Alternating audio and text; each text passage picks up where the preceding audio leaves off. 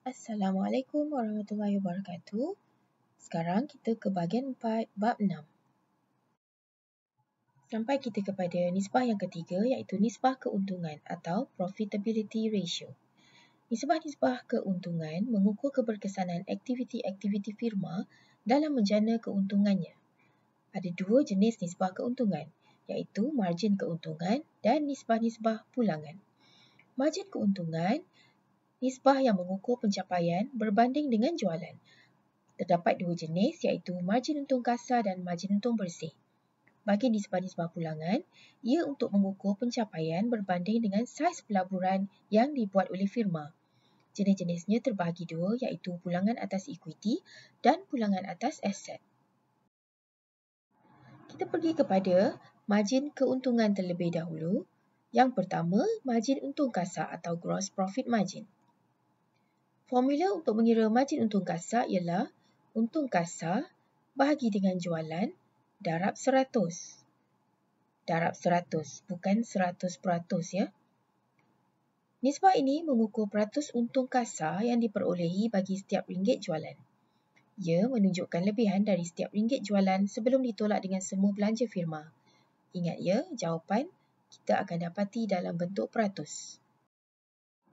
Baik, sila rujuk Penyata Kedudukan Kewangan dan Penyata Pendapatan Komprehensif Syarikat Malaysian Tekno Berhad. Untuk mencari untung kasar, kita keluarkan data jualan 8,500,000 dan pendapatan kasar 8,050,000 daripada Syarikat Malaysian Tekno. Maka, kita masukkan ke dalam formula margin untung kasar sama dengan untung kasar bagi jualan darab 100, iaitu 8,050,000 dibahagikan dengan 8,500,000 darab 100. Jawapannya ialah 94.71%. Kesimpulannya, bagi setiap RM1 jualan, Syarikat Malaysian Tekno pada tahun 2022 dapat menyumbangkan keuntungan kasar sebanyak 95 sen atau 94.71%. Sekarang kita pergi pula kepada satu lagi nisbah di bawah margin keuntungan iaitu margin untung bersih atau net profit margin. Formula untuk mengira margin untung bersih atau nama lainnya pulangan atas jualan ialah untung bersih bagi jualan darab 100. Untung yang kita akan gunakan dalam formula ini ialah untung selepas cukai ataupun untung bersih di bawah sekali di dalam penyata pendapatan komprehensif. Nisbah ini mengukur peratus untung bersih yang diperolehi bagi setiap ringgit jualan yang dilakukan oleh firma. Ia menunjukkan lebihan daripada setiap ringgit jualan selepas ditolak dengan semua belanja firma. Kita lihat contoh pada Syarikat Malaysian Tekno Berhad. Jualan Syarikat Malaysian Tekno pada tahun 2022 ialah 8,500,000, manakala pendapatan selepas cukainya ialah 1,069,000. Maka, untuk mengira margin untung bersih selepas cukai dibahagikan dengan jualan darab 100, iaitu 1,069,000 bahagi 8,500,000 darab 100. Jawapannya ialah 12.58%. Kesimpulannya, bagi setiap RM1 jualan Syarikat Malaysian Tekno pada tahun 2022 dapat menyumbangkan keuntungan bersih kepada syarikat sebanyak 13 sen ataupun 12.58%. Sekarang kita pergi kepada nisbah pulangan pula. Nisbah pulangan yang pertama ialah pulangan atas ekuiti atau return on equity. Formulanya ialah untung bersih bagi jualan darab 100. Nisbah ini untuk mengukur pulangan yang diperolehi oleh pemilik bagi setiap ringgit yang dilaburkan dalam perniagaan. Ia akan membandingkan untung bersih syarikat dengan jumlah ekuiti. Nisbah ini semakin tinggi semakin bagus.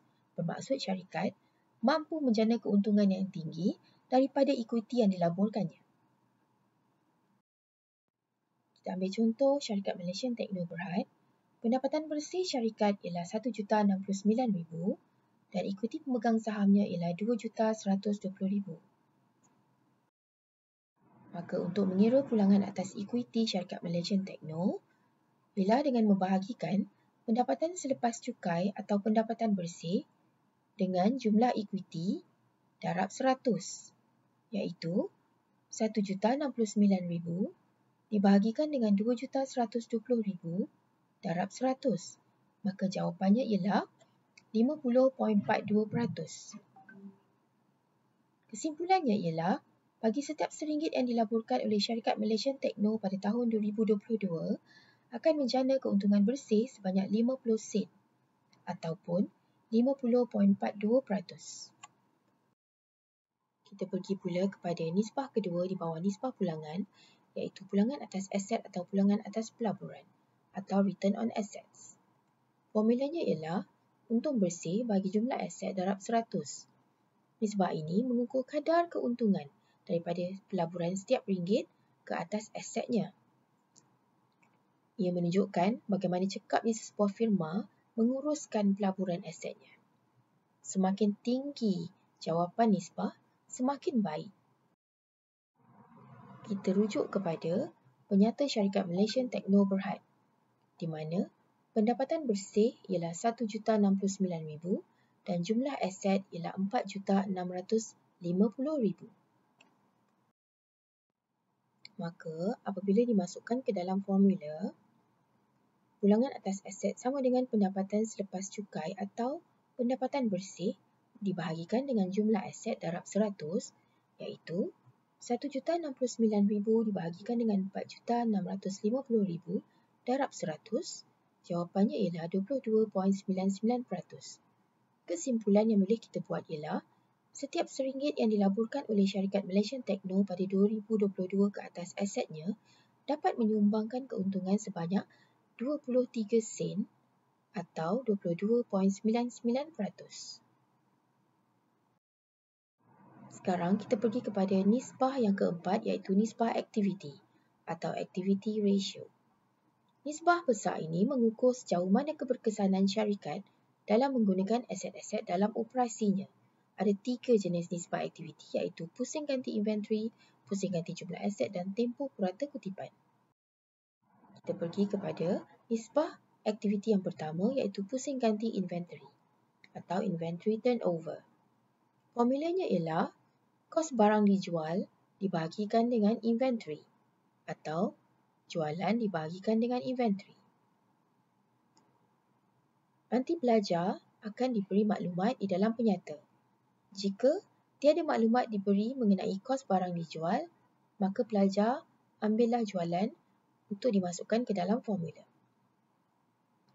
Nisbah ini menerangkan kecekapan firma dalam menukarkan inventory kepada jualannya. Maka lebih tinggi jawapan nisbah adalah lebih baik. Kita ambil contoh penyata syarikat Malaysian Techno Berhad, di mana jualan syarikat ialah 8,500,000, inventory syarikat ialah 1 juta dan KBDJ ialah 450,000.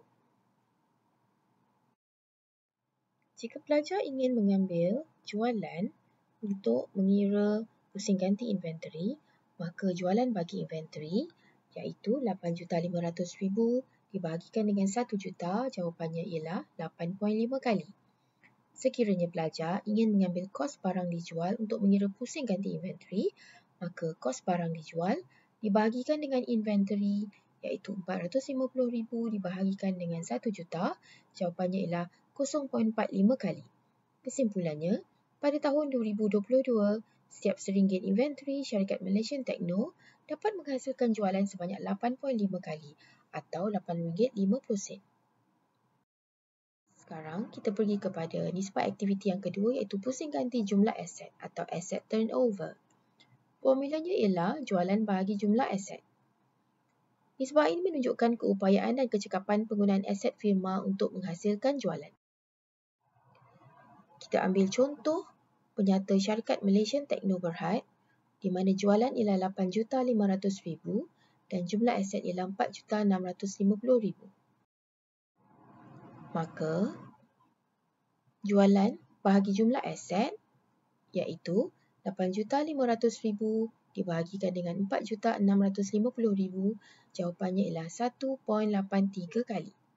Kesimpulannya, Ini menunjukkan bahawa setiap RM1 yang dilaporkan oleh syarikat Malaysian Techno pada tahun 2022 ke atas asetnya dapat menghasilkan jualan sebanyak RM1.83 atau 1.83 kali. Nisbah aktiviti yang ketiga ialah tempoh purata kutipan atau average collection period. Formulanya ialah akaun belum terima dibahagikan dengan purata jualan kredit. Ingat ya, purata jualan kredit. Tetapi jika tidak diberi jualan kredit dalam soalan, pelajar boleh menggunakan amount jualan. Nisbah ini untuk mengukur keupayaan firma untuk mengutip hutang daripada pelanggan. Ia menunjukkan purata masa yang diambil untuk mengutip hutang daripada pelanggan atau daripada akaun belum terima. Merujuk kepada penyata syarikat Malaysian Techno Berhad, jualan mereka ialah RM8.500,000 dan penghutang ialah RM300,000. Maka, tempoh purata kutipan syarikat Malaysian Techno ialah apabila akaun belum terima dibahagikan dengan jualan dan didarab dengan 365 hari, iaitu RM1.100,000 dibahagikan dengan RM8.500,000 darab 365 hari. Jawapannya ialah 47.24 atau 48 hari. Sekiranya soalan memberikan 365 hari, pelajar menggunakan 365 hari. Tetapi jika soalan memberikan hari selain daripada itu, seperti 360 hari, maka pelajar harus menggunakan 365 hari. Ingat ya, berdasarkan jawapan Malaysian Techno tadi, kesimpulannya, syarikat Malaysian Techno pada tahun 2022 mengambil masa selama 48 hari untuk mengutip hutang daripada pelanggan-pelanggannya. Seterusnya kita pergi kepada nisbah pelaburan atau investment ratio. Nisbah ini mengukur prestasi saham syarikat. Ada 4 jenis nisbah pelaburan, iaitu pendapatan sesaham, harga perolehan, nilai buku sesaham dan nilai pasaran kepada nilai buku. Pergi kepada yang pertama iaitu pendapatan sesaham atau earning per share, EPS. Untuk mengira pendapatan sesaham, untung bersih dibahagikan dengan bilangan saham biasa. Ingat ya, bilangan saham biasa iaitu dalam unit. Nisbah ini untuk mengukur untung yang diperolehi oleh syarikat daripada setiap saham yang diterbitkannya.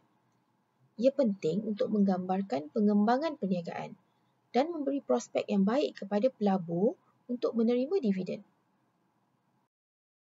Kita ambil contoh daripada syarikat Malaysian Techno Berhad, di mana untung bersih syarikat ialah RM1.069,000, bilangan saham biasa syarikat didapati dengan membahagikan RM1.450,000 dengan 50 sen, iaitu RM2.900,000 unit.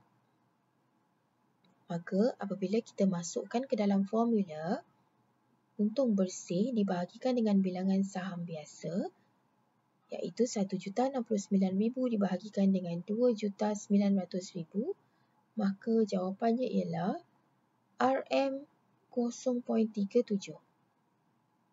Kesimpulannya, ini menunjukkan setiap unit saham yang dilaporkan oleh syarikat Malaysian Techno pada tahun 2022 dapat memberikan keuntungan bersih sebanyak 37 sen.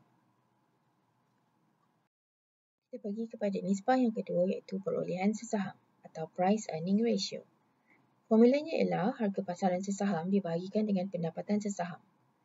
Ingat ya pelajar, pendapatan sesaham telah kita cari pada nisbah sebelum ini. Nisbah ini untuk menunjukkan prospek firma pada masa depan. Ia menunjukkan tahap keyakinan pelabur ke atas prestasi firma. Jika nisbah tinggi, pelabur menjangkakan keuntungan syarikat akan berubah pada masa depan kerana keyakinan yang digambarkan oleh nisbah. Ia menunjukkan jumlah ringgit yang sanggup dibayar pelabur bagi setiap RM1 keuntungan yang dilaporkan oleh syarikat. Kita ambil contoh daripada penyata syarikat Malaysian Techno Berhad, di mana untung bersih RM1.069,000, bilangan saham biasa RM2.900,000 dan harga pasaran sesaham ialah 69 sen. Maka untuk mengira nisbah harga perolehan ialah harga pasaran sesaham dibahagikan dengan pendapatan sesaham, iaitu 69 sen dibahagikan dengan 37 sen. Di mana 37 sen ini telah kita dapatkan dalam pengiraan nisbah sebelum ini. Jawapannya ialah 1.86 kali. Kesimpulannya, ini menunjukkan bagi setiap RM1 pendapatan sesaham syarikat Malaysian Techno pada 2022, pelabur sanggup membayar sebanyak 1.86 kali. Baiklah, sekarang kita pergi kepada nisbah ketiga iaitu nilai buku sesaham atau book value per share. Formulanya ialah ikuti pemegang saham dibahagikan dengan jumlah unit saham biasa yang diterbitkan. Nisbah ini mengukur lebihan bagi saham syarikat setelah menjual asetnya, membayar liability kepada kreditor dan pemegang saham keutamaan, iaitu nilai bersih saham.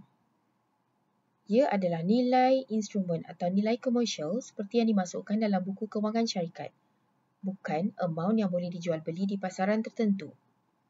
Nilai komersial ya. Lebih tinggi nisbah adalah lebih baik. Kita ambil contoh penyata daripada syarikat Malaysian Techno Berhad, iaitu ikuti pemegang sahamnya ialah 2,120,000 dan bilangan saham biasa ialah 2,900,000 unit. Maka untuk mengira nilai buku sesaham, ikuti pemegang saham dibahagikan dengan jumlah unit saham biasa diterbitkan, maka 2,120,000 dibahagikan dengan 2,900,000 unit, jawapannya ialah RM 0.73. Ingat ya, RM dibahagikan dengan unit, jawapannya dalam RM.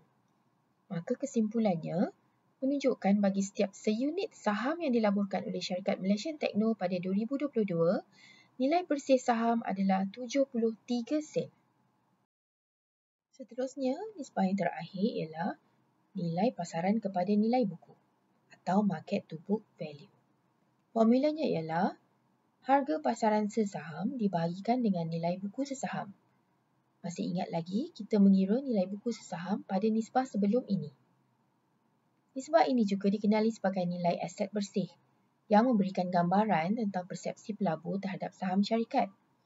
Nisbah yang tinggi sudah tentu menunjukkan pelabur sanggup membayar lebih bagi setiap ringgit nilai buku sesaham tersebut. Kita lihat contoh daripada syarikat Malaysian Techno Berhad. Untung bersih syarikat ialah 1,69,000 dan bilangan saham biasa syarikat ialah 2,900,000 unit dan harga pasaran sesaham ialah 69 sen. Maka untuk mengira nilai pasaran kepada nilai buku ialah apabila harga pasaran sesaham dibahagikan dengan nilai buku sesaham, iaitu 69 sen dibahagikan dengan 73 sen. Maka jawapannya ialah 0.95 kali. Ingat ya, tips, apabila RM dibahagikan dengan RM, jawapannya mesti dalam kali. Kesimpulannya, ini menunjukkan bagi setiap nilai buku sesaham syarikat Malaysian Techno pada 2022 akan meningkatkan harga saham di pasaran sebanyak 0.95 kali. Tibalah masanya kita pergi kepada menganalisis prestasi kewangan syarikat. Prestasi kewangan syarikat boleh dinilai berdasarkan dua bentuk atau perbandingan. Yang pertama ialah perbandingan trend dan yang kedua ialah perbandingan industri. Apa itu perbandingan trend? Perbandingan trend ialah perbandingan yang dibuat dengan membandingkan nisbah tahun semasa firma dengan nisbah firma pada tahun sebelumnya. Ia dikenali juga dengan nama analisis siri masa atau time series analysis, yang dapat menunjukkan arah aliran kewangan firma. Ia dapat membantu menjangka sama ada kewangan firma berkembang atau menjadi semakin buruk melalui tempoh masa tertentu. Kita ambil contoh nisbah pulangan atas aset syarikat Malaysian Techno pada 2022 dan 2021. Berikut adalah maklumatnya. Pada tahun 2021, nisbah pulangan atas aset syarikat ialah 15.35%, manakala pada tahun 2022, nisbah pulangan atas aset syarikat Malaysian Techno ialah 22.99%. Maka, pada 2022, pulangan atas aset syarikat Malaysian Techno ialah 22.99%, manakala pada tahun 2021, pulangan atas aset syarikat ialah 15.35%. Yang mana lebih baik? Ini menunjukkan 2022 lebih baik berbanding pada tahun 2021.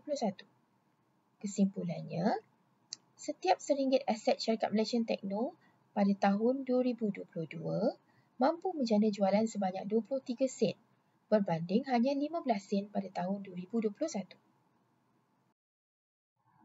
Kita pergi kepada perbandingan industri pula. Apa dia perbandingan industri? Ia adalah perbandingan yang dibuat mengenai suatu nisbah firma dengan nisbah firma-firma yang lain dalam industri yang sama pada tahun yang sama.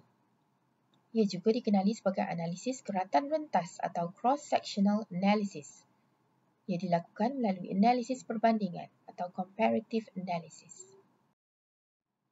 Kita lihat contoh nisbah pulangan atas aset syarikat Malaysian Techno. Pada tahun 2022, syarikat Malaysian Techno memperoleh nisbah pulangan atas aset 22.99%, manakala purata industri ialah 23.75%. Iaitu bermaksud prestasi pulangan atas aset syarikat pada tahun 2022 lebih buruk berbanding industri. Ini menunjukkan pada setiap RM1 aset, syarikat Malaysian Techno menjana jualan sebanyak 23 sen pada 2022, di mana lebih buruk berbanding purata industri, iaitu 24 sen.